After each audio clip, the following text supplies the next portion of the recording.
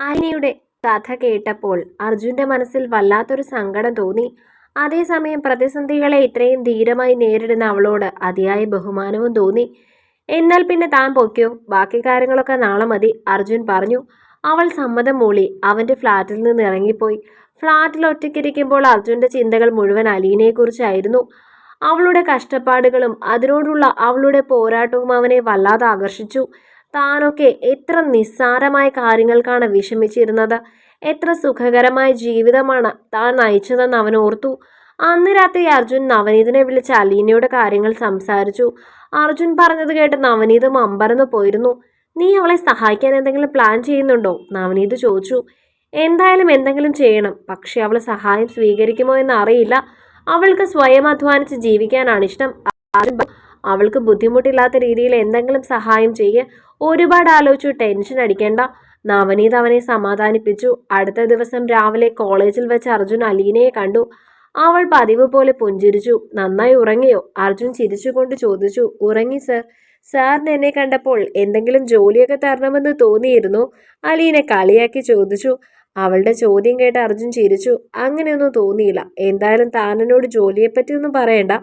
താൻ ജോലിക്കാരിയും ഞാൻ മുതലാളിയുമാണെന്ന് കരുതാൻ എനിക്ക് ബുദ്ധിമുട്ടുണ്ട്. തനിക്ക് എന്തെങ്കിലും ആവശ്യം വന്നാൽ എന്നോട് പറയാൻ മടിക്കരുത്. ഞാനൊരു സുഹൃത്തായി മാത്രമേ കൂടെ ഉണ്ടാകൂ. അലീന അവന്റെ വാക്കുകൾ കേട്ട് പുഞ്ചിരിച്ചു. സാറിന്റെ നല്ല മനസ്സിന് നന്ദി, അവൾ പറഞ്ഞു. ദിവസങ്ങൾ കടന്നുപോയി. അർജുനും അലീനയും തമ്മിൽ ഒരു അധ്യാപകനും വിദ്യാർത്ഥിയും എന്നതിലുപരി നല്ലൊരു സൗഹൃദം വളർന്നു. അലീനയുടെ അർപ്പണബോധവും കഠിനാധ്വാനവും അർജുനെ കൂടുതൽ ആകർഷിച്ചു. അവളുടെ കാതലി എന്ന ബ്രാൻഡ് നന്നായി വളരുന്നുണ്ടെന്ന് അവൻ അറിഞ്ഞു. കൂടുതൽ ഓർഡറുകൾ ലഭിക്കാൻ അവരെ സഹായിക്കണമെന്നും അവൻ ആഗ്രഹിച്ചു. അതിനിടെ ഒരു ദിവസം അർജുൻ അലീനയുടെ കാതലി എന്ന ബ്രാൻഡിന്റെ പേരിനെ കുറിച്ച് ചോദിച്ചു. എന്താ കാതലി എന്ന പേര്? അതൊരു തമിഴ് വാക്കാണ് സർ. പ്രിയപ്പെട്ടത് എന്നാണ് അതിന്റെ അർത്ഥം. എൻ്റെ പപ്പയാണ് ആ പേര് നിർദ്ദേശിച്ചത്. പപ്പയ്ക്ക് തമിഴ്നാടുമായി ഒരു ബന്ധമുണ്ടായിരുന്നു, അലീന പറഞ്ഞു. ഓഹോ, കൊള്ളാം, നല്ല പേര്, അർജുൻ പറഞ്ഞു. അർജുൻ മനസ്സിൽ അലീനയോടുള്ള അടുപ്പം പതിയെ പതിയെ പ്രണയമായി മാറുന്നുണ്ടായിരുന്നു. അവളുടെ കഷ്ടപ്പാടുകൾ കണ്ട അവളോട് തോന്നിയ സഹതാപവും ബഹുമാനവും ഇപ്പോൾ പ്രണയത്തിലേക്ക് വഴിമാറിയിരിക്കുന്നു. എന്നാൽ അവളുടെ അധ്യാപകനായ താൻ എങ്ങനെയാണ് ഇക്കാര്യം അവളോട് പറയേണ്ടതെന്നൊരു ആശങ്ക അവനെ അലട്ടി. ഒരു ദിവസം ക്ലാസ് കഴിഞ്ഞ് അർജുൻ അലീനയെ വിളിച്ചു. ഒന്ന് നിൽക്കൂ അലീന. അവൾ അവന്റെ അടുത്തേക്ക് വന്നു. എന്താ സാർ? അർജുൻ ഒരു നിമിഷം എന്തു പറയണമെന്നറിയാതെ നിന്നു. എനിക്കൊരു കാര്യം പറയാനുണ്ട്, അവൻ തുടങ്ങി. അവന്റെ മുഖത്തെ ഭാവമാറ്റം കണ്ട് അലീനയുടെ ഉള്ളിൽ ചെറിയൊരു വെപ്രാളം തോന്നി. എന്താ സാർ? അവൾ വീണ്ടും ചോദിച്ചു. അലീന, തന്നോട് എനിക്കൊരു ഇഷ്ടമുണ്ട്. അതൊരു അധ്യാപകന് വിദ്യാർത്ഥിയോടുള്ള ഇഷ്ടമല്ല, അതിനപ്പുറം.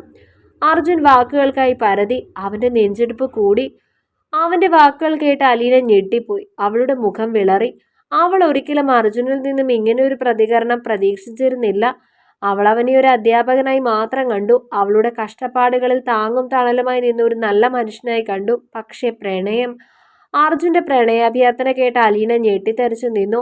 അവളുടെ മുഖത്തൊരു നിമിഷം പരിഭ്രമവും അവിശ്വാസവും മിന്നി മറഞ്ഞു. അവൾ ഒരു വാക്കുപോലും ഉരിയാടാതെ അവനെ നോക്കി. അർജുൻ അക്ഷമനായി അവളുടെ മറുപടിക്കായി കാത്തു നിന്നു. സാർ, എന്നോട് ക്ഷമിക്കണം, എനിക്കിത് വിശ്വസിക്കാനാവുന്നില്ല, അലീന പതിഞ്ഞ സ്വരത്തിൽ പറഞ്ഞു. ഞാൻ സാറിനെ ഒരു അധ്യാപകനായും ഒരു നല്ല സുഹൃത്തായും എൻ്റെ കഷ്ടപ്പാടുകളിൽ എന്നോട് സഹാനുഭൂതി കാണിച്ച ഒരാളുമായി മാത്രമേ കണ്ടിട്ടുള്ളൂ. അതിനപ്പുറം. അവളുടെ വാക്കുകൾ ഇടറി. അർജുന്റെ മുഖം വാടി.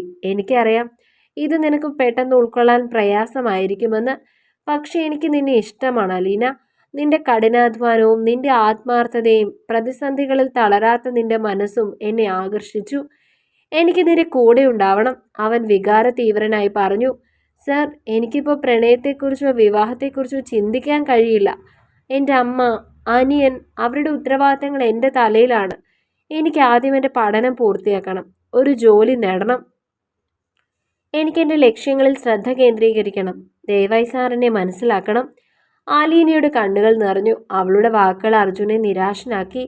ഞാൻ നിന്റെ ലക്ഷ്യങ്ങൾക്കൊരു തടസ്സമാകില്ല അലീന. നിന്റെ എല്ലാ സ്വപ്നങ്ങൾക്കും ഞാൻ താങ്ങും തണലുമായിരിക്കും. അവൻ അവളെ സമാധാനിപ്പിക്കാൻ ശ്രമിച്ചു. സാറിന് എൻ്റെ അവസ്ഥ മനസ്സിലാകുന്നില്ല. എനിക്കിപ്പോൾ ആരെയും എൻ്റെ ജീവിതത്തിലേക്ക് കൊണ്ടുവരാൻ കഴിയില്ല. എനിക്ക് ഒറ്റയ്ക്ക് ഈ യാത്ര തുടരണം. സാറിനോട് ഒരുപാട് ബഹുമാനമുണ്ട്. പക്ഷേ അലീന വാക്കുകൾ പൂർത്തിയാക്കാതെ അവനിൽ നിന്ന് അകന്നു മാറി. വേഗത്തിൽ നടന്നുപോയി. അർജുൻ നിരാശയോടെ അവളെ നോക്കി നിന്നു. അവന്റെ ഹൃദയം നുറുങ്ങുന്നത് പോലെ അവന് തോന്നി. അവന്റെ പ്രണയം തകർന്നു വീണു. പിറ്റേ ദിവസം അർജുൻ സാധാരണ പോലെ ക്ലാസ്സിൽ പെരുമാറാൻ ശ്രമിച്ചെങ്കിലും അവന്റെ മനസ്സിൽ നിരാശ തളം കെട്ടി നിന്നു. അലീന അവനിൽ നിന്ന് മനഃപൂർവ്വം അകലം പാലിക്കാൻ തുടങ്ങി. ക്ലാസ്സിൽ അവനോട് നേരിട്ട് സംസാരിക്കുന്നത് അവൾ ഒഴിവാക്കി. അവന്റെ ചോദ്യങ്ങൾക്ക് മറുപടി പറയുമ്പോൾ പോലും അവളുടെ കണ്ണുകളിൽ ഒരുതരം അകൽച്ച അവൻ കണ്ടു.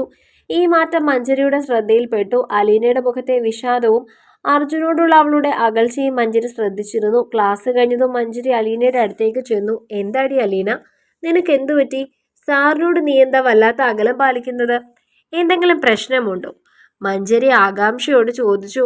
അലീനയുടെ കണ്ണുകൾ നിറഞ്ഞു. എനിക്കൊരു പ്രശ്നവുമില്ല മഞ്ജരി. പക്ഷേ സാർ, അവൾക്ക് വാക്കുകൾ കിട്ടിയില്ല. സാർ എന്താ പറയടി? മഞ്ജരി അവളെ നിർബന്ധിച്ചു. അലീന നടന്നതെല്ലാം മഞ്ജരിയോട് തുറന്നു പറഞ്ഞു. അർജുൻ തന്നോട് പ്രണയം തുറന്നു പറഞ്ഞതും താനത് നിരസിച്ചതും ഇപ്പോൾ അവനിൽ നിന്നും അകലം പാലിക്കുന്നതും അവൾ വിശദീകരിച്ചു. അടിപൊളി, നീ എന്താടി ചെയ്തേ? സാർ അത്ര നല്ലൊരാളല്ലേ? നിനക്ക് വേണ്ടി എന്തും ചെയ്യുമല്ലോ. മഞ്ജരി അത്ഭുതത്തോടെയും ചെറിയ ദേഷ്യത്തോടെയും പറഞ്ഞു. മഞ്ജരി, നിനക്കെന്റെ അവസ്ഥ അറിയില്ലല്ലോ. എനിക്കിപ്പോൾ പ്രണയത്തെക്കുറിച്ചോ വിവാഹത്തെക്കുറിച്ചോ ചിന്തിക്കാൻ കഴിയില്ല. എൻ്റെ അമ്മയും അനിയനും അവരാണ് എൻ്റെ ലോകം. അവരുടെ കാര്യങ്ങൾ എനിക്കാണ് നോക്കേണ്ടത്. സാറിൻ്റെ കൂടെ നിന്നാൽ എൻ്റെ ഉത്തരവാദിത്തങ്ങൾ പൂർത്തിയാക്കാൻ എനിക്ക് കഴിയാതെ വന്നാലോ? അല്ലെങ്കിൽ സാറിനതൊരു ഭാരമായാലോ? അലീനയുടെ ശബ്ദം ഇടറി. നീ ഒരുപാട് ചിന്തിച്ചു കൂട്ടുകയാണ് അലീന. സാർ നിന്നെ ഇഷ്ടപ്പെടുന്നുണ്ടെങ്കിൽ നിന്റെ കാര്യങ്ങളും കുടുംബവും അദ്ദേഹത്തിൻ്റെ കൂടെയാകും. നിന്റെ ജീവിതം കുറച്ചുകൂടി എളുപ്പമാക്കാൻ അദ്ദേഹത്തിന് കഴിയുമല്ലോ. മഞ്ജരി അവളെ സമാധാനിപ്പിക്കാൻ ശ്രമിച്ചു. എനിക്ക് അങ്ങനെ ഒരാളുടെ സഹായം ആവശ്യമില്ല മഞ്ജരി. എൻ്റെ ഉത്തരവാദിത്തങ്ങൾ എനിക്ക് സ്വയം പൂർത്തിയാക്കണം. എനിക്ക് പഠിച്ച് ഒരു നല്ല ജോലി നേടണം. അപ്പോൾ എനിക്കിപ്പോൾ ഒരു പ്രണയം വേണ്ട, അലീന ഉറച്ച സ്വരത്തിൽ പറഞ്ഞു. മഞ്ജരി അലീനയെ മനസ്സിലായില്ല. അവളുടെ തീരുമാനത്തെക്കുറിച്ച് അവൾക്ക് സംശയമുണ്ടായിരുന്നു. എന്നാൽ അലീനയുടെ ദൃഢനിശ്ചയം കണ്ടപ്പോൾ മഞ്ജരിക്ക് കൂടുതലൊന്നും പറയാൻ കഴിഞ്ഞില്ല. അലീനയുടെ മനസ്സിൽ അർജുനോട് ബഹുമാനം മാത്രമായിരുന്നു. എന്നാൽ അവന്റെ പ്രണയാഭ്യർത്ഥന അവളുടെ മനസ്സിൽ ഒരുതരം അസ്വസ്ഥത സൃഷ്ടിച്ചു. പഠനത്തിലും ജോലികളിലും മാത്രം ശ്രദ്ധ കേന്ദ്രീകരിച്ചിരുന്ന അവൾക്ക് ഈ പുതിയ സാഹചര്യം ഒരുതരം ഭാരമായി തോന്നി. അവനിൽ നിന്ന് അകന്നു നിൽക്കുക എന്നതാണ് ഇപ്പോൾ തനിക്ക് ചെയ്യാൻ കഴിയുന്ന ഏറ്റവും നല്ല കാര്യമെന്ന് അവൾ ഉറച്ചു വിശ്വസിച്ചു. അലീനയുടെ വാക്കുകൾ അർജുന്റെ ഹൃദയത്തിൽ ഒരു മുറിവുണ്ടാക്കി. അവൾക്ക് തന്നെ മനസ്സിലാക്കാൻ കഴിഞ്ഞില്ലല്ലോ എന്ന വേദന അവനെ വല്ലാതെ അലട്ടി. ക്ലാസ്സിൽ അവൾ മനഃപൂർവ്വം തന്നെ ഒഴിവാക്കുന്നതും കണ്ണുകളിൽ പോലും അകലം പാലിക്കുന്നതും അവൻ ശ്രദ്ധിച്ചു. ഓരോ ദിവസവും കോളേജിൽ വരുന്നത് അവനൊരു ഭാരമായി മാറി. അലീനയെ കാണുമ്പോൾ സന്തോഷം തോന്നേണ്ട സ്ഥാനത്തൊരു നീറ്റൽ അനുഭവപ്പെട്ടു. അവന്റെ ഈ മാറ്റം നവനീത് ശ്രദ്ധിച്ചു. ഒരു ദിവസം അർജുൻ വീട്ടിലെത്തിയപ്പോൾ നവനീത് അവനെ നിർബന്ധിച്ച് കാര്യങ്ങൾ ചോദിച്ചറിഞ്ഞു. എന്താടാ നിനക്കൊരു വാട്ടമുള്ളത്? അലീനയോട് കാര്യം പറഞ്ഞിട്ട് എന്തായി? നവനീത് ആകാംക്ഷയോട് ചോദിച്ചു. പറഞ്ഞൂടാ, അവൾക്ക് താല്പര്യമില്ലെന്ന് അർജുൻ നിരാശയോട് പറഞ്ഞു. അവൾക്കിപ്പോൾ പഠനവും അമ്മയുടെ ചികിത്സയും അനിയന്റെ ഭാവിയും മാത്രമേ ഉള്ളൂ മനസ്സിൽ. പ്രണയത്തെക്കുറിച്ചോ വിവാഹത്തെക്കുറിച്ചോ ചിന്തിക്കാൻ അവൾക്കാവില്ലെന്ന് പറഞ്ഞു. അവൾ അങ്ങനെ പറഞ്ഞെങ്കിൽ അതിനൊരു കാരണമുണ്ടാവും. നിനക്കറിയില്ലേ അലീനയുടെ കഷ്ടപ്പാടുകൾ? അവൾക്കിപ്പോൾ പ്രണയിച്ച് നടക്കാനുള്ള സാഹചര്യം ഉണ്ടാവില്ല. നവനീത് അവനെ സമാധാനിപ്പിച്ചു. പക്ഷെ ഞാൻ എന്താടാ ചെയ്യുന്നത്? അവളെ എനിക്ക് വിട്ടുകൊടുക്കാൻ കഴിയില്ല. അവളെൻ്റെ മനസ്സിൽ നിറഞ്ഞു നിൽക്കുകയാണ്. അർജുൻ വിഷാദത്തോടെ പറഞ്ഞു. നീ കുറച്ചു കാലം കാത്തിരിക്കെ, അവളുടെ മനസ്സ് മാറാൻ സാധ്യതയുണ്ട്. ഒരുപക്ഷെ നിന്റെ സ്നേഹം അവളെ മനസ്സിലാക്കി കൊടുക്കും. നിനക്ക് അവളെ സഹായിക്കാൻ കഴിയുമെന്ന് നവനീത് അവന് ധൈര്യം നൽകി.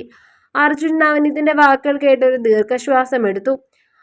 അവൻ അലീനയുടെ മനസ്സറിയാൻ ശ്രമിച്ചു. അവളുടെ ഓരോ ചലനങ്ങളും അവന്റെ കണ്ണിൽ പെട്ടു.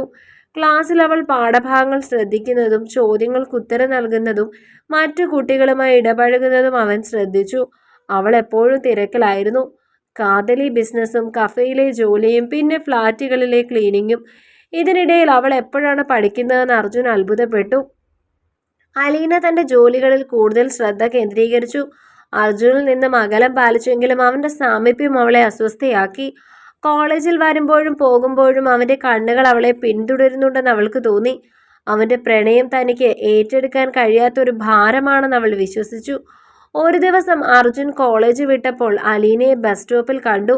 അവൾ ബസ് കാത്ത് നിൽക്കുകയായിരുന്നു. അവന്റെ ബൈക്ക് എടുത്ത് അർജുൻ അവളുടെ അടുത്തേക്ക് ചെന്നു. അലീന, താൻ എങ്ങനെയാ വീട്ടിലേക്ക് പോകുന്നത്? അവൻ ചോദിച്ചു.